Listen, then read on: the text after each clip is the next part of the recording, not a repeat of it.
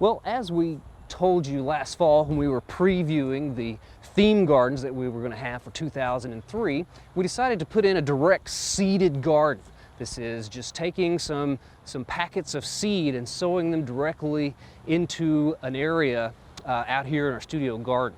This is a good way to save a lot of money. You don't have to pay as much for the seeds as you would for the plants. So we created a design. We wanted it to be aesthetically pleasing, but we've got sort of a triangular shaped bed, and we wanted to make it sort of decorative, so we divided the space up into these little areas. And since it's sort of an island bed, we've got the taller plants in the center, like the sunflowers and some of those other taller plants. But once we got the design put together, we started wondering how we were going to separate those different areas and figure out where the seed went. So we came up with this idea to mark the area off in a grid, and then we took sand to line out those little sections where the different plants would be. But it's really quite simple. You can still see some of the lines here where the grid was drawn, just to kind of transfer what we had drawn on the graph paper to the ground. And the sand, of course, shows up a lot better once it kind of dries out, and we can tell where to sow the seeds.